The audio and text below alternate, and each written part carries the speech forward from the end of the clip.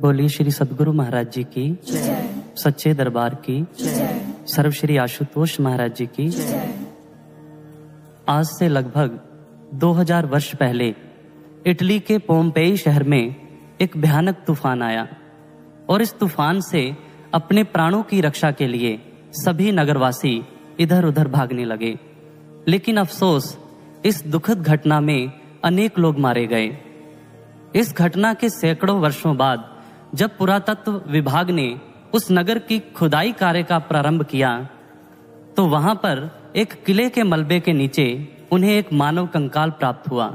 उस कंकाल को देखने से यह स्पष्ट प्रतीत हो रहा था कि वह कंकाल एक पहरेदार का था, जो तूफान के समय भी बड़ी मुस्तैदी से अपने कंधे पर बंदूक रखकर पहरा देता रहा और उसी स्थिति में उस किले के मलबे के नीचे दबकर उसकी मृत्यु हो गई। आज भी उस मानव कंकाल को बंदूक के समेत उस किले के खंडर के बाहर एक शीशे की अलमारी में सजाकर रखा गया है और उसके नीचे यह स्पष्ट लिखा हुआ है कि यह किले का वह सेवादार है जिसने अपने कर्तव्य को पूरा करने के लिए अपने प्राणों को भी न्यौछावर कर दिया। सज्जनों, यह घटना एक सेवक के सेवा भाव को दर्शाती है, जो हर परिस्थिति में अपने सेवा कार्य के लिए तत्पर रहता है। हम सभी इस अध्यात्म मार्ग पर चल रहे हैं और इस मार्ग पर सेवा का विशेष महत्व है, या यूं कहें कि इस मार्ग को बिना सेवा के पार करना असंभव सा है। जब जब वो परम शक्ति पूर्ण गुरु के रूप में इस धरा पर अवतरित होती है, तब तब वह अपने महान लक्ष्य को पूरा करने के लिए साधारण जनमानस का भी आह्वान करती है।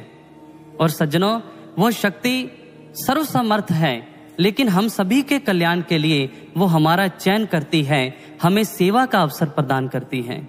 एक बार आदि गुरु शंकराचार्य जी गंगा नदी के अंदर स्नान कर रहे थे। स्नान करते हुए अचानक ही उन्हें प्यास लगी और उन्होंने नदी के तट पर खड़े अपने सेवक को अपने पास बुलाया और गंगा जल की मांग की। वह सेवक फटाफट कुटिया से एक पात्र लेकर आया और गंगा जल से भरकर गुरुदेव को अर्पित कर दिया। आदि गुरु शंकराचार्य जी ने उस जल का पान कर अपनी प्यास को शांत किया। इस सारी घटना को नदी के तट पर खड़े कुछ लोग देख रहे थे और उनमें से एक व्यक्ति ने जैसे ही आदि गुरु शंकराचार्य जी गंगा नदी से बाहर आए तो उस व्यक्ति ने आदि गुरु शंकराचार्य जी से प्रश्न किया कि आप स्वयं गंगा नदी के अंदर थे, आपके चहुं ओर गंगा जल था, फिर आपने अपने शिष्य से गंगा जल की मांग क्यों की? आदि गुरु शंकराचार्य जी बोले, यह सत्य है कि मैं गंगा जल का पान स्वयं कर सकता था, लेकिन गुरुदेव प्रत्येक सेवा के साथ प्रत्येक सेवा को प्रदान कर अपने शिष्य का कल्याण करना चाहते हैं। गुरु भक्तों, जिस प्रकार एक विशाल सागर को पार करने के लिए एक विशाल और उत्तम तकनीक से बना जहाज चाहिए, ठीक इसी प्रकार इस भवसागर को पार करने के लिए सेवा ही एक ऐसा साधन है और हम सभी उस सेवा के साथ ही इस भवसागर को पार कर सकते हैं।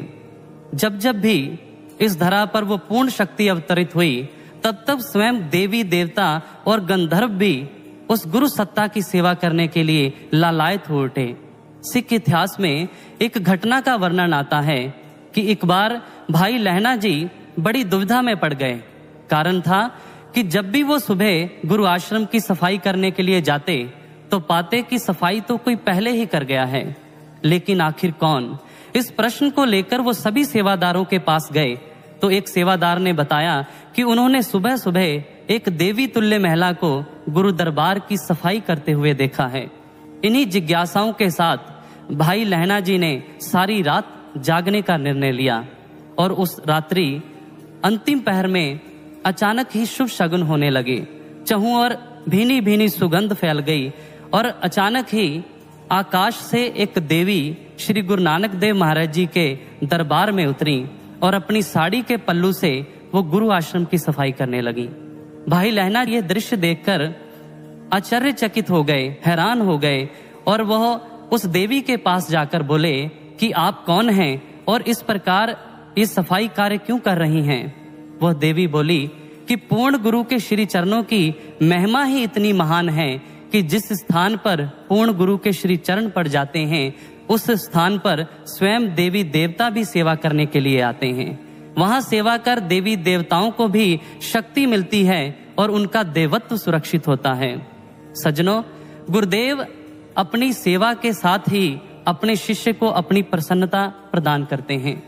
एक बार महात्मा बुद्ध जी से एक शिष्य ने पूछा कि जब एक सेवक पर गुरुदेव प्रसन्न होते हैं तो उसे क्या प्रदान करते हैं? महात्मा बुद्ध बोले, सेवा। जब गुरु अपने शिष्य पर प्रसन्न होते हैं तो उसे सेवा प्रदान करते हैं, उसके लिए सेवाओं के अंबार लगा देते हैं, उसकी झोली सेवा से भर देते हैं। और सज्जनों, हमारे सभी धार्मिक शास्त्रों ने, हमारे सभी धार्मिक ग्रंथों के अंदर एक शिष्य द्वारा की जाने वाली गुरु की सेवा को 3 भागों में विभक्त किया गया है, तनुजा, मनुजा और वित्तजा, यानी तन की सेवा, मन की सेवा और धन की सेवा। संसार के अंदर जब हम दृष्टिपात करें तो यह तन, मन और धन ही हमारे बंधन का कारण है। इसी से हम संसार के प्रति आसक्त होते हैं, संसार की ओर आकर्षित होते हैं और हम अनेक प्रकार के बुरे कर्म कर जाते हैं। इन आंखों से चाहते या ना चाहते हुए भी हम अनेक गलत दृश्य देख लेते हैं। इन कानों से निंदा, चुगली इत्यादि बुरे वचनों को सुनते हैं और आवेश में आकर इस मुख द्वारा किसी को कटु शब्द बोल देते हैं। अपने मन के अंदर किसी के प्रति ईर्ष्या, द्वेष आदि विचारों को लाकर अपने मन को दूषित कर लेते हैं। और सज्जनों, हम किसी भी प्रकार का व्यवसाय क्यों ना कर रहे हों, हमारे कमाए हुए धन में मिलावट आ ही जाती है। इसलिए गुरुदेव अपने शिष्य के कल्याण के लिए उसके तन, मन, धन को सदैव सेवा में लगाता है। महापुरुषों ने बड़ा सुंदर कहा है, तन पवित्र सेवा किए, धन पवित्र किए दान, मन पवित्र हरि भजन से होए त्रिविध कल्याण। आइए इसको थोड़ा विस्तार से समझने का प्रयास करते हैं। सबसे पहले प्रकार की सेवा है तन की सेवा।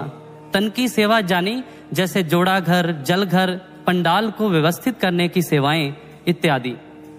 इतिहास के अंदर ऐसी बहुत सारी घटनाएं हैं, ऐसे बहुत सारा वर्णन आता है कि जब एक सेवक ने, जब किसी सेवादार ने गुरु घर की सेवा की तो उसके अनेक प्रकार के शारीरिक और मानसिक रोगों का निदान हो गया। और केवल मात्र इतिहास की घटनाएं ही नहीं, श्री गुरु महाराज जी के इस पावन दरबार के अंदर ऐसे बहुत सारे उदाहरण हैं, ऐसी बहुत सारी घटनाएं हैं। काफी समय पहले एक पति पत्नी नूरमहल आश्रम में सेवा के लिए आया करते थे। कुछ समय बाद उनके बेटे का विवाह हुआ और वो अपनी बहू को भी साथ लेकर आश्रम के अंदर सत्संग के लिए आने लगे, उससे सत्संग सुनाने लगे। सत्संग को श्रवण कर और अपनी सास की प्रेरणा को पाकर बहू ने भी मासिक भंडारे पर स्थायी सेवा के लिए अपना नाम अंकित करवाने की इच्छा जाहिर की।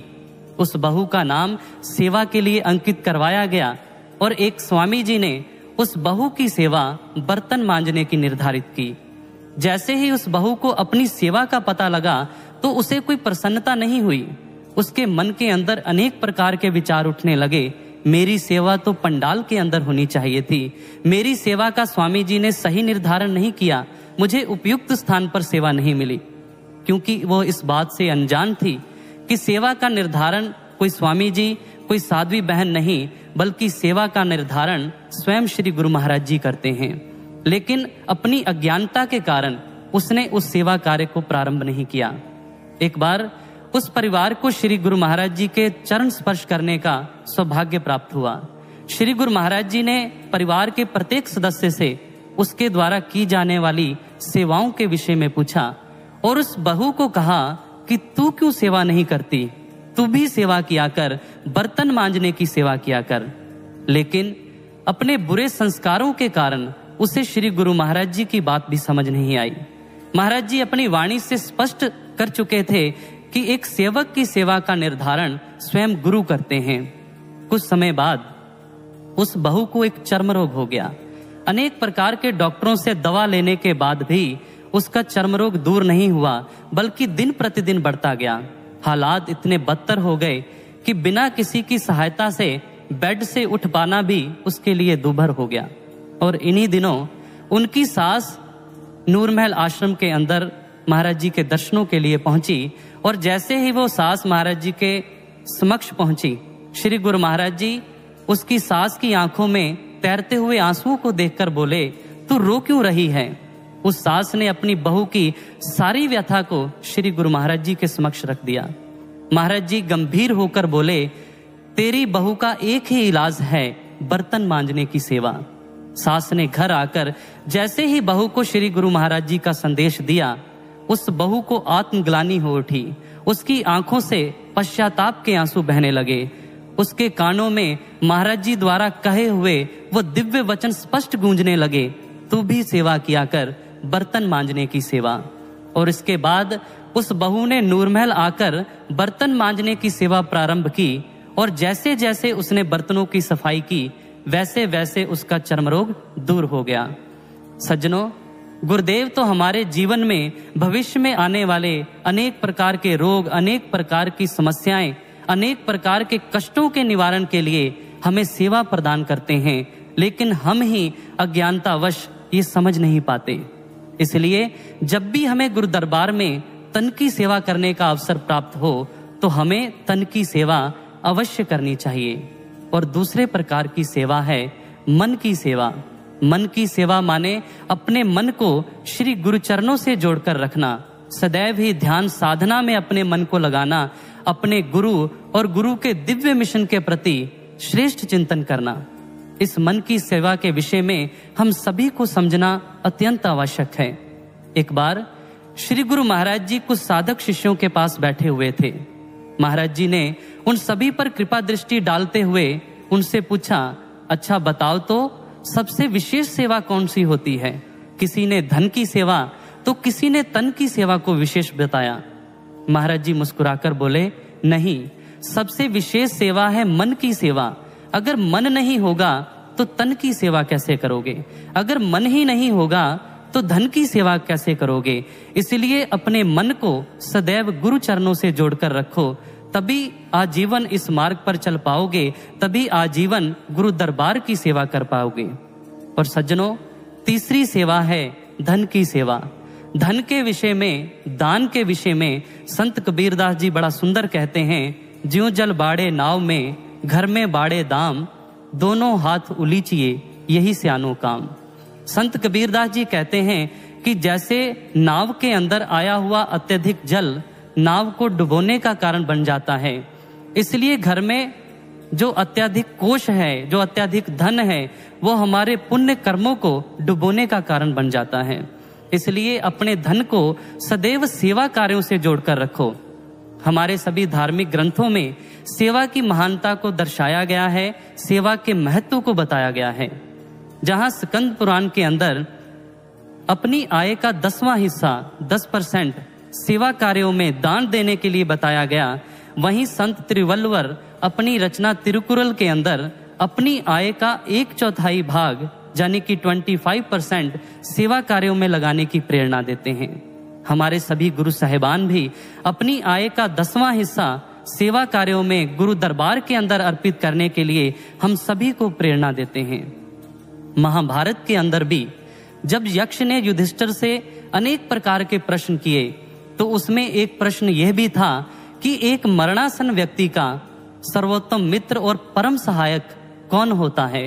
युधिष्ठिर बोले कि एक मरणासन व्यक्ति का जो परम मित्र है, जो परम सहायक है, वो जीवन के अंदर दिया गया दान है, क्योंकि दान ही हमारे साथ चलता है, दान ही हमारे कल्याण का कारक बनता है। और सज्जनों, सेवा करते हुए कभी कभी हमारे मन के अंदर अनेक प्रकार के विचार शुरू हो जाते हैं। हम किसी सेवा की तुलना किसी दूसरी सेवा से करते हैं, एक सेवा को छोटा और दूसरी सेवा को बड़ा बताने लगते हैं। लेकिन गुरु दरबार की सेवा कभी भी छोटी बड़ी नहीं होती, सारी सेवाएं समान होती हैं। स्वयं श्री गुरु महाराज जी ने सेवादारों को संबोधित करते हुए अनेक बार कहा है, सेवा तो सेवा होती है, किसी सेवा के साथ छोटी सेवा या बड़ी सेवा का लेबल नहीं लगाया जा सकता। मेरे लिए तो जोड़ा घर में सेवा कर रहे सेवादार की सेवा उतनी ही महान है जितनी कि मंच पर सत्संग सुनाने की सेवा कर रहे प्रचारक की सेवा। इसलिए सज्जनों, हम किसी भी सेवा को छोटा बड़ा ना समझकर पूरी ईमानदारी से, पूरी श्रद्धा से गुरु दरबार की सेवा से जुड़ जाएं। इसी बात को स्वामी रामतीर्थ जी अपने शब्दों में कहते हैं कि गुरु दरबार के नगण्य कोनों के अंदर सेवा करना, छिपे हुए कोनों के अंदर सेवा करना उतनी ही महान है जितनी कि भव्य और सुंदर केंद्रों के अंदर सेवा। जिस प्रकार रहट के अंदर लगी हुई लकड़ी की छोटी सी कील उतनी ही महत्वपूर्ण है जितनी कि रहट के विशाल चक्र को चलाने के लिए विशाल विशाल बैल महत्वपूर्ण है। इसीलिए हमें गुरु दरबार की प्रत्येक सेवा का सम्मान करना चाहिए। प्रत्येक सेवा को अंगीकार करते हुए हमें उस सेवा को निभाना चाहिए। कभी कभी हम सभी के मन के अंदर सेवा करते हुए कर्ता भाव भी जागृत हो जाता है, लेकिन यह कर्ता भाव हमारे आध्यात्मिक जीवन के लिए नुकसानदायक है। एक बार श्री गुरु महाराज जी के पास एक समाज सेवी पहुंचे और वो समाज सेवी श्री गुरु महाराज जी के समक्ष अपने द्वारा समाज कल्याण के लिए किए गए कार्यों की महिमा गाने लगे। महाराज जी, मैं ये करता हूं, मैंने यह कार्य किया, मैंने ये धर्मशाला बनवाई। श्री गुरु महाराज जी ने उसकी बात को टोकते हुए कहा कि यह अच्छी बात है कि समाज के लिए अच्छे कार्य करना चाहिए, समाज के सेवा कार्यों को करना चाहिए, लेकिन सेवा कार्य करते हुए मन के अंदर कर्तापन का जो भाव है वह नहीं लाना चाहिए, क्योंकि कर्तापन का भाव आते ही हमारी सेवा सेवा नहीं मात्र एक प्रदर्शन बन के रह जाती है। एक सेवा करते हुए हमें सदैव ही कर्तापन के बोझ को अपने कंधों से उतार देना चाहिए। एक बार संत मोरार साहिब के जीवन की घटना है। एक बार उनके शिष्य जीवन ने आसपास के 5 गांवों में सत्संग करने का निमंत्रण स्वीकार कर लिया, और जिस दिन सत्संग पर जाने का समय आया, वह दिन आया तो जीवन ने जाकर देखा कि गुरुदेव तो शयन शैया पर आराम से सो रहे हैं। यह देखकर वो आश्चर्यचकित हुआ और चिंता मग्न भी हो उठा कि अब किस प्रकार होगा। अगर सत्संग करने के लिए नहीं जाएंगे तो गुरु दरबार की जो मर्यादा है, गुरु दरबार का गौरव धूमिल हो जाएगा। इन बातों को सोचकर जीवन ने स्वयं सत्संग के लिए जाने का निर्णय लिया, और जैसे ही वो घोड़े पर सवार हुआ, उसके मन में कर्तापन का जो भाव है वो जागृत हो गया। और इस कर्तापन के भाव को दूर करने के लिए गुरुदेव अपनी लीला शुरू करते हैं। जैसे ही जीवन पहले गांव के अंदर गया तो वहां देखकर वो दंग रह गया कि उससे पहले ही संत मोरार साहिब वहां पर उपस्थित हैं और सारी संगत को वो सत्संग सुना रहे हैं। जीवन दूसरे गांव के लिए रवाना हुआ और वहां जाकर उसने देखा कि गुरुदेव सारी संगत के साथ भजन संकीर्तन कर रहे हैं। इसी प्रकार एक के बाद एक जीवन सभी गांवों के अंदर गया, लेकिन गुरुदेव को अपने से पूर्व ही वहां पर उपस्थित पाया। वो थक हार कर जैसे ही गुरु आश्रम में पहुंचा तो द्वार पर स्वयं मोरार साहिब खड़े हैं एक प्रसाद का थाल लेकर, और जीवन को देखते ही मुस्कुराकर बोले, अच्छा आ गया तू, आज तो बहुत थक गया होगा ना, आज बड़ी सेवा जो करके आया है। ये शब्द सुनकर जीवन की आंखें नीची हो गईं। वो समझ गया था कि गुरुदेव इशारों ही इशारों में उसे क्या समझा रहे हैं, उसके कर्तापन के भाव पर चोट कर रहे हैं। सज्जनों, हमें भी इस बात को समझना होगा कि गुरुदेव के प्रत्येक कार्य तो पहले ही हो चुके हैं, हम तो केवल मात्र एक माध्यम हैं गुरुदेव के कार्य को पूरा करने के लिए। एक बार श्री गुरु महाराज जी ने एक स्वामी जी की सेवा टीवी के डिबेट शो के लिए लगाई, और जब टीवी के डिबेट शो के अंदर स्वामी जी गए तो एंकर ने स्वामी जी को एक सवाल किया। हालांकि उस सवाल का उत्तर स्वामी जी को महाराज जी पहले ही बता चुके थे, लेकिन भरसक कोशिश करने के बाद भी, अनेक प्रयास करने के बाद भी अत्यधिक शोर होने के कारण वह अपनी बात नहीं कह पाए, उस सवाल का उत्तर नहीं दे पाए। फिर दूसरे सदस्य का जैसे ही नंबर आया तो उसने महाराज जी के शब्दों को शब्द दर शब्द वही उत्तर दिया। तो यह देखकर स्वामी जी हैरान रह गए कि इस सदस्य ने महाराज जी के उत्तर को कैसे दिया। और जैसे ही स्वामी जी आश्रम के अंदर पहुंचे तो सर्वप्रथम तीव्र कदमों से महाराज जी की कक्ष की ओर चल पड़े। महाराज जी को प्रणाम कर प्रश्नवाचक दृष्टि से महाराज जी को देखते हुए बोले, गुरु महाराज जी, उस सदस्य ने आप वाले उत्तर को शब्द दर शब्द वहां कैसे कह दिया। महाराज जी ठहाका लगाकर हंस पड़े और सिंहासन पर आगे की ओर सरकते हुए बोले, अच्छा तो वही बोल दिया वो। स्वामी जी हाथ जोड़कर बोले, जी महाराज जी। महाराज जी बोले, अरे मैंने तो सवाल का उत्तर जन जन तक पहुंचाना था, अगर तुझे अवसर नहीं मिला तो मैंने दूसरे से बुलवा दिया, इसमें हैरानी की क्या बात है। और सज्जनों, महाराज जी के इन दिव्य वचनों को सुनकर स्वामी जी अपार प्रसन्नता से भर गए और गदगद वाणी से महाराज जी की प्रशंसा को गाने लगे। लेकिन गुरु दरबार के अंदर ऐसे सेवक भी पाए जाते हैं जो अक्सर ये कहते हैं कि सेवा के लिए तो बहुत सारे लोग इकट्ठा हैं, सेवा तो अनेक लोग कर रहे हैं, अगर मैं नहीं करूंगा तो क्या फर्क पड़ता है, मेरे सेवा ना करने से क्या फर्क पड़ेगा। सज्जनों, ये सत्य है कि हमारे किसी सेवा को ना करने से कोई फर्क नहीं पड़ेगा। कोई साथ चले ना चले, कार्य ना उसका रुकता है। गुरु दरबार का कोई कार्य रुक नहीं जाएगा, लेकिन फर्क गुरु दरबार का नहीं, फर्क हमें जरूर पड़ेगा। श्री गुरु महाराज जी ने जो हमें एक अवसर दिया है अपने निर्माण का, अपने उत्थान का, अपने कल्याण का, हम उस अवसर को अपने हाथ से गवा देंगे। इसलिए सज्जनों, हम ये समझें कि ये स्वर्णिम अवसर है श्री गुरु महाराज जी के इस दिव्य मिशन के अंदर सेवाएं अर्पित करने का, महाराज जी के इस विश्व शांति महायज्ञ में अपनी आहुति अर्पित करने का। इसलिए तन मन धन से हम अपने आप को झोंक दें, अपना सर्वस्व अर्पित कर दें श्री गुरु महाराज जी के लिए। और सज्जनों, एक सच्चा सेवक तो अपना जीवन भर आजीवन गुरु दरबार की सेवा करता है और मृत्यु के बाद भी गुरु दरबार की सेवा करना चाहता है। संत ज्ञानेश्वर बड़े सुंदर शब्दों में कहते हैं कि मैं जीवन भर तो गुरु की सेवा करूंगा ही, और मृत्यु के बाद भी अपने पंचभूत शरीर की माटी को उस भूमि में मिला दूंगा जहां गुरु के पावन श्री चरण पड़ते हों। अपने जल तत्व को उस जल में मिला दूंगा जिस जल का पान गुरुदेव स्वयं करें। अपने आकाश तत्व को उस जगह मिला दूंगा जहां गुरुदेव का आभास होगा, और अपने अग्नि तत्व को उस दीपक में मिला दूंगा जो गुरु दरबार को रोशन करने के लिए जल रहा होगा। कितने सुंदर और पवित्र भाव हैं। और ऐसे ही भाव जब एक सेवक के बन जाते हैं तो वह गुरुदेव की प्रसन्नता को प्राप्त करता है। ऐसा सेवक गुरुदेव को सर्वस्व अर्पित कर देता है, उसे अपना स्वयं का बोध ही नहीं रहता। जैसे संत एकनाथ जी अपने मन को समझाते हुए कहते हैं कि प्यास पानी को भूल जाए, भूख भोजन को भूल जाए, यह आंखें नींद को भूल जाएं। हे मेरे मन, गुरु दरबार की सेवा में ऐसा मग्न हो जा कि तुझे अपने अस्तित्व का भान ही ना रहे। सज्जनों, सत्य ही है, जब इस गुरु दरबार में हम सेवा के लिए आते हैं, अपनी हैसियत, अपना रुतबा, अपनी डिग्रियां, हमें सब कुछ भूलना पड़ता है, और उसको भूलने के बाद ही हमें गुरुदेव की अपार प्रसन्नता प्राप्त होती है। हम सेवा का वास्तविक आनंद उठा पाते हैं।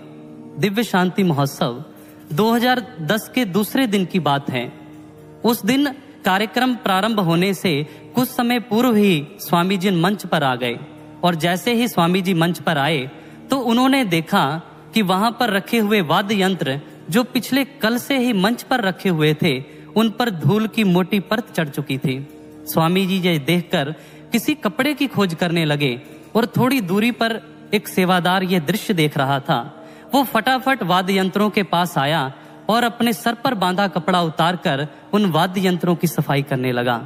वह स्वामी जी सेवादार के भाव के आगे नतमस्तक हो गए, क्योंकि वो सेवादार इस मर्म को समझ चुका था, शीश दिए जो गुरु मिले तो भी सस्ता जान। एक सेवादार तो सेवा के लिए हर समय आतुर रहता है, जिस प्रकार श्री हनुमान जी प्रभु श्री राम के सेवा कार्य के लिए आतुर रहते थे। आइए इस आतुर शब्द को समझने का प्रयास करें। एक होता है सेवा के लिए तैयार रहना, और एक होता है सेवा के लिए आतुर रहना। जो सेवा के लिए तैयार रहते हैं उन्हें गुरु घर से जब कोई सेवा का आदेश मिलता है तो वो उस सेवा को अच्छी तरह से निभाते हैं। लेकिन जो सेवा के लिए आतुर है वो सेवा के आदेश का इंतजार नहीं कर पाता, वो सेवा को खोजता है और स्वयं वहां चला जाता है जहां कोई सेवा कार्य चल रहा हो। उसके हालात ठीक एक भूखे व्यक्ति की तरह होते हैं। जैसे एक भूखा व्यक्ति जब उसे भूख लगती है तो वो भोजन की तलाश करता है, उसे भोजन परोसे जाने तक भी सब्र नहीं होता। ठीक ऐसे ही एक सेवक, एक आतुर सेवक होता है जो भाग भाग कर सेवा की खोज करता है। और हमें भी अपने जीवन के अंदर सेवा के प्रति ऐसी ही आतुरता को लाना चाहिए। लेकिन साथ ही साथ एक बात का भी ध्यान रखना चाहिए कि सेवा करते करते कभी कभी हमारे मन में अहंकार भी आ जाता है। प्रत्येक सेवा का श्रेय लेना, प्रत्येक सेवा की प्रशंसा को प्राप्त करने का हमारा मन करता है। हम उस सेवा का श्रेय केवल और केवल स्वयं लेना चाहते हैं। ऐसा ही अर्जुन के जीवन में भी हुआ। जब महाभारत का युद्ध जीत लिया गया तो अर्जुन के मन में ये भाव प्रकट हो गए कि महाभारत का युद्ध केवल मेरे द्वारा जीता गया है। अगर मैं अपने गांडीव से दुश्मनों का संहार ना करता तो महाभारत का युद्ध कभी जीता नहीं जा सकता था। भगवान श्री कृष्ण अर्जुन के इन भावों को पढ़ चुके थे। वो समझ गए कि अर्जुन को अहंकार ने ग्रस लिया है और उसके रोग के उपचार के लिए वो उसे बर्बरीक के पास ले गए। बर्बरीक के पास जाकर अर्जुन ने कहा कि तूने तो महाभारत के 18 दिन तक चलते हुए युद्ध को देखा है, अब तू बता कि सबसे बलशाली योद्धा वो कौन सा है। बर्बरीक ने जैसे ही सुना तो उसने कहा, हे कुंती पुत्र, उस युद्ध के अंदर मुझे कोई बलशाली नजर नहीं आया। मुझे तो केवल एक सुदर्शन चक्र नजर आ रहा था जो सभी का संहार कर रहा था। उसी सुदर्शन चक्र के कारण हमारी विजय निश्चित हुई है। और सज्जनों, बर्बरीक के ये कहे हुए वचन केवल अर्जुन के लिए नहीं, हम सभी के लिए प्रेरणा है। गुरुदेव के प्रत्येक कार्य पूर्ण हैं, गुरुदेव के प्रत्येक कार्य सिद्ध हैं। हमें तो केवल एक मात्र माध्यम बनना है गुरुदेव के किसी कार्य के लिए। और हमें महाराज जी का शुक्राना करना चाहिए कि महाराज जी ने हमें स्वीकार किया है, हमें एक माध्यम बनाया है, हमें अपने हाथों का यंत्र बनाया है। और सज्जनों, अगर कोई सेवक अपने गुरु को प्रसन्न करना चाहे तो एक ही साधन है, निष्काम सेवा। बिना निष्काम सेवा के कोई सेवक अपने गुरु को प्रसन्न नहीं कर पाया। एक होती है कामना के वशीभूत सेवा, किसी स्वार्थ के कारण की गई सेवा, और वह सेवा सेवा नहीं, वह सेवा मात्र एक दिखावा है, एक व्यापार है। और एक सेवक जो निष्काम भाव से सेवा करता है वही अपने गुरुदेव की प्रसन्नता को प्राप्त करता है। संत कबीर दास जी बड़ा सुंदर कहते हैं, फल कारण सेवा करे निस्तिन जांचे राम, कह कबीर सेवक नहीं चाहे चौगुना दाम। कबीर दास जी कहते हैं कि जो सेवक सेवा के बदले कुछ मांगता है, कुछ चाहता है, चाहे वो कुछ भी हो, वो सेवक केवल व्यापारी है, वो लोभी है, वो स्वार्थी है, वो सेवा के बदले अनेक प्रकार की कामनाएं रखता है। और जो सच्चा सेवक है वो सेवा के बदले केवल और केवल सेवा की मांग करता है। हम सभी जानते हैं कि सेवा रावण ने भी की और सेवा श्री हनुमान जी ने। रावण ने महादेव की सेवा की, भगवान शिव की सेवा की, लेकिन उसके मन में सदैव कोई कामना रही, कोई स्वार्थ रहा, मैं अमर हो जाऊं, मुझे फला वरदान मिल जाए।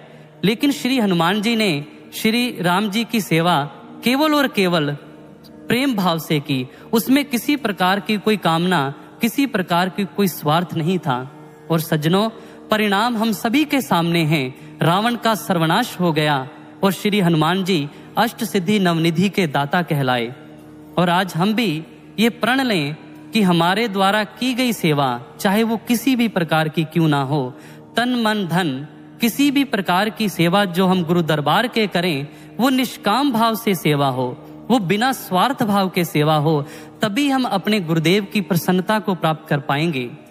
और सज्जनों, अध्यात्म रामायण के अंदर जिक्र आता है कि जब श्री हनुमान जी माँ सीता की खोज कर श्री राम जी के पास पहुंचे और माँ सीता का संदेश दिया तो प्रभु श्री राम अत्यंत प्रसन्न हो गए।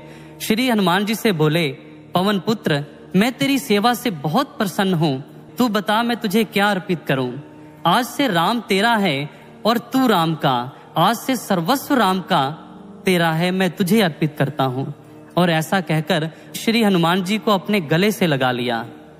और सज्जनों, हम भी ऐसी प्रार्थना करें, हम भी ऐसा प्रयास करें कि सेवा करते करते हम भी सेवा रूप हो जाएं, हमें भी श्री गुरु महाराज जी की प्रसन्नता प्राप्त हो जाए, हम भी सच्चे सेवादार कहलाएं। और अंत में इन्हीं चंद पंक्तियों को कहते हुए मैं अपनी वाणी को यहीं पर विराम दूंगा।